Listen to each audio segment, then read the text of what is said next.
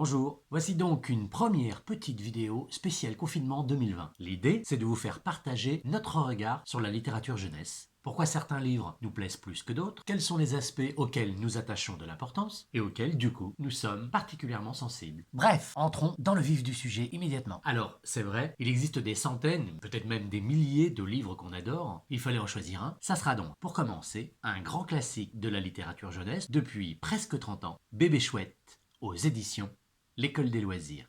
Publié pour la première fois en 1992, c'est un livre écrit par Martin Waddell, auteur de plusieurs livres, notamment du célèbre Petit ours, et illustré par Patrick Benson, auteur lui aussi de plusieurs albums. Et ça commence maintenant.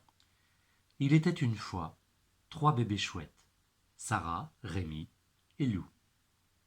Ils vivaient dans un trou de tronc d'arbre avec leur maman chouette. Dans le trou, il y avait des brindilles, et des feuilles, et des plumes de chouette. C'était leur maison.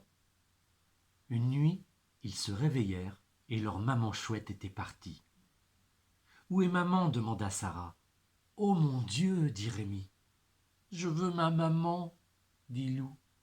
Alors clairement, c'est un livre qui connaît un succès incontesté auprès des enfants, qui nous le réclament souvent, en tout cas les plus grands, qui adorent le lire et le relire encore. C'est si vrai qu'il fait partie des albums que nous avons systématiquement dans nos bacs. Et on n'est certainement pas les seuls à ne jamais partir lire avec des enfants sans lui. Mais pourquoi ce succès? Regardons ça de plus près.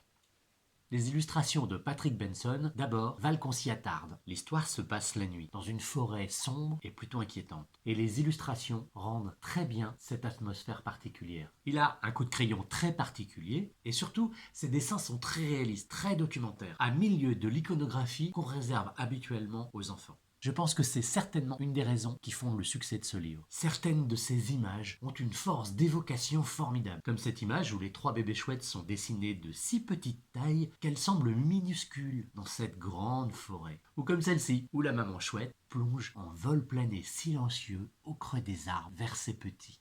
Le récit de Martin Waddell se déroule, lui, à partir d'une structure répétitive, notamment le fameux « Je veux ma maman » de Lou, à laquelle, on le sait, les enfants sont particulièrement sensibles. Il mobilise un vocabulaire d'une grande richesse, très loin, là encore, des textes qu'on leur réserve habituellement aux enfants, ce qu'ils sentent évidemment. Certaines phrases comme « Il faisait noir dans les bois, et il leur fallut du courage, parce que ça grouillait tout autour d'eux ».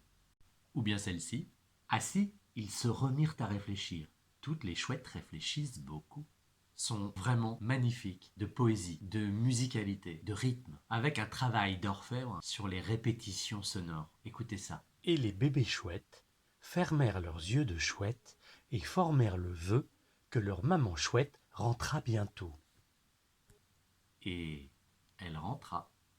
Quant à la thématique abordée, elle ne peut que toucher les enfants au plus profond de leur être, puisqu'il s'agit d'évoquer la disparition soudaine de la maman, angoisse récurrente chez les enfants, de son absence qui s'éternise alors que l'environnement, ici la grande forêt sombre, grouille de menaces invisibles, des nombreuses hypothèses et suppositions que se font souvent les tout-petits, qui réfléchissent beaucoup, et qui s'enchaînent dans l'histoire inexorablement. D'ailleurs, degré par degré, l'inquiétude monte jusqu'au dénouement, dont vous aurez compris qu'il est heureux, puisque la maman rentre finalement, et qu'en plus, elle fait retomber immédiatement l'angoisse par un simple, mais là encore très réaliste, « Que d'histoire, vous saviez bien que j'allais rentrer ». Bref, vous l'aurez compris, ce livre est une petite merveille d'intelligence, de profondeur, de délicatesse, qui fait beaucoup de bien aux enfants et que donc on vous recommande chaudement puisqu'il est encore disponible à la date de cette vidéo. Voilà, j'espère que cette première vidéo vous a plu et qu'on se reverra bientôt.